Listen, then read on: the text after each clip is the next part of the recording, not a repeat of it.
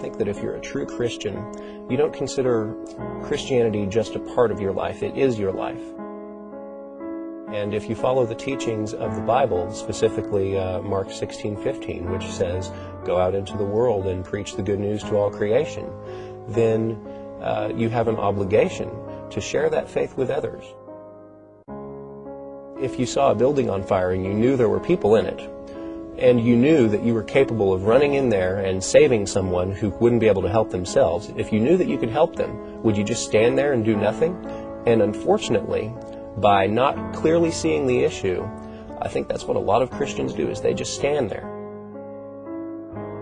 I think, by and large, most of it is that most Christians are not really well educated as to their own religion's position on various issues. They consider worshiping Jesus to be part of their lives, but not their primary purpose. And I believe that true Christianity considers it to be the primary purpose. And if you're a true Christian, you believe that those who are not Christians, those who have not followed the teachings of the Bible, that have not accepted Jesus Christ as their personal Savior, those people aren't going to heaven. They're going to hell.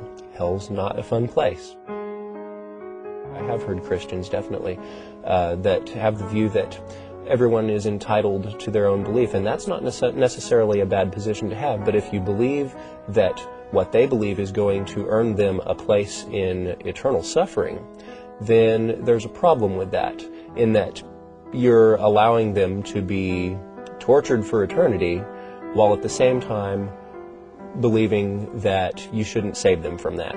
It's very awkward.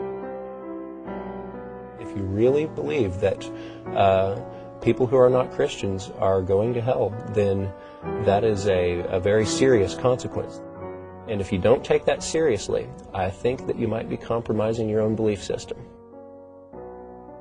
Those who do take their faith seriously, they need to encourage or teach those who might not how important that is.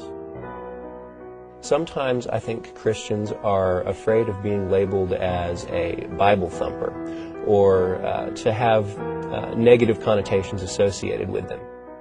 But that's not necessarily negative if you're a Christian. I think it's something to be proud of.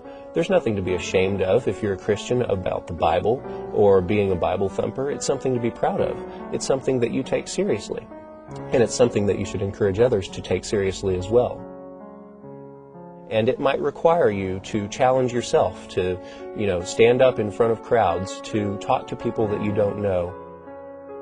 Missionaries work in places where the predominant religion is not Christianity, and that's a completely different scenario than in most parts of the United States. But they take it in stride, they accept it, and they move on.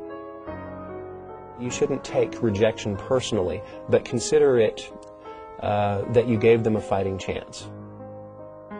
Give them a fighting chance at heaven, even if you do have to risk offending someone or risk a friendship. It's a simple matter of weighing priorities.